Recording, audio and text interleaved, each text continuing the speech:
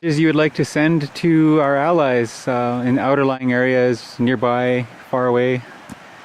Yeah, for me, I think this whole Indigenous Sovereignty Week that's coming up, I think it's important that we not only recognize Indigenous people during that week, but Indigenous people and their allies. There are a lot of allies who understand the way that we should be walking this earth and being a part of our environment. And I think our allies that really understand that need to be recognized as well. And I offer my full support for everybody who's going to be doing stuff during Indigenous Sovereignty Week to support the actions that we're doing here. In this case, we're actually physically blockading some proposed pipelines from coming in through this territory by putting a cabin in here. And my spouse and I are going to be moving into that cabin and protecting this territory. And I appreciate the support that we get from everybody that's participated in ISW. Snake Halia. Hi, this is Mel Basil, about to be interviewed. He's Gitsan Wet'suwet'en. His father is Lagabu, and he is one of the chiefs that belong to the Laksiliu clan of the Wet'suwet'en nation. But Mel Basil was raised in Wet'suwet'en country, and his whole entire adulthood was raised out on the lands here. He's quite connected, and he's one of the activists and humongous supporter of all the movement activities that we've been having here in Wet'suwet'en country, and I really appreciate him for doing this. But what we'll do right now is we'll see if we can get Mel to kind of explain a little bit about his perspective of what we're doing here today. We built our resistance in the last few years.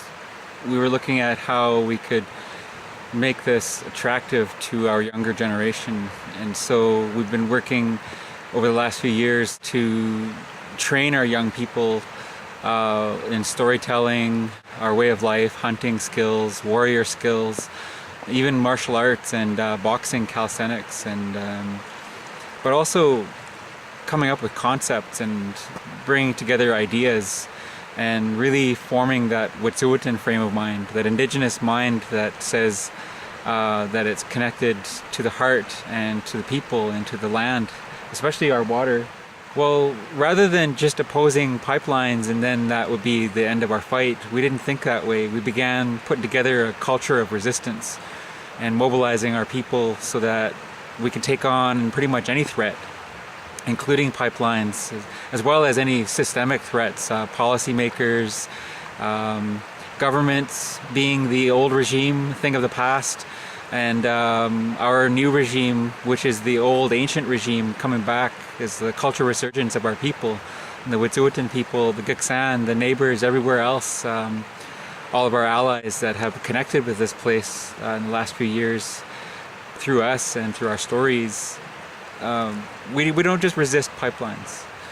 We resist the tar sands, the tankers, the terminals and refineries, the systemic scope of the tar sands giga project that is offsetting and carbon marketing and REDS in South America, which is standing for reducing emissions through deforestation and degradation of forests.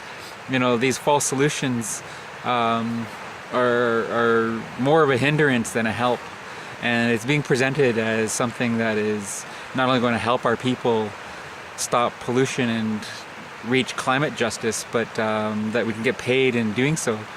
Well, we're not being told that pipelines may be facilitating not only the expansion of tar sands, but also offsetting is also potentially facilitating the expansion of tar sands. And that sovereignty is a way of life. Sovereignty is living and breathing our laws and our cultural history.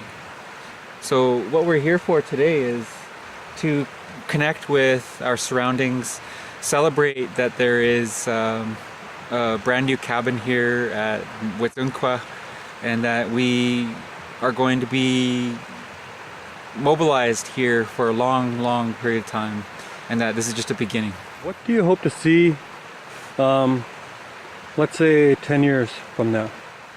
I see our warriors and our young people, our intellects, our not just growing up to be activists. I mean, like, the form of resistance that we're also focused on is also our way of life, bringing back our art that is made useful, like bentwood boxes. The cabins themselves are a piece of art. It's not just a place to live, but it's beautiful out here. It adds to our presence, and it really shows that the way of life is what must prevail. And, well, it's undeniable. We're going to be forming a relationship with the settler culture around us. And really, I don't know if in 10 years from now we can celebrate that the settler culture began to abide by our laws and began to find a way that they fit with our laws and adhere to the laws of the land, which is not only Indigenous people's laws but also natural law. And that we're not the only ones that are operating that way, where we're asserting our laws and our way of life, but also our neighbors are doing a very dynamite job at their resurgence and repatriation of not only themselves but their assertion of their laws on their land. That we have a network of healthy communities, bringing back our trade relations, bringing back our sharing of our stories, and affirming each other's knowledge of each other and ourselves, knowing ourselves to that point where not only can we speak about who we are, but also we can tell that story in a form of dance and song and legends. So when 10 years comes down the road, we hope that the culture of resistance is not just activism and opposing industry that threatens our way of life and our lands, but also resisting colonization.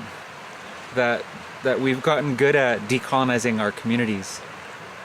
And I also like to bring up the term de-neocolonization, because at present, through environmental racism, we're seeing a form of neocolonization where our children must see and affirm that our generation right now, we're taking action, and we're not just being bowled over by the machine.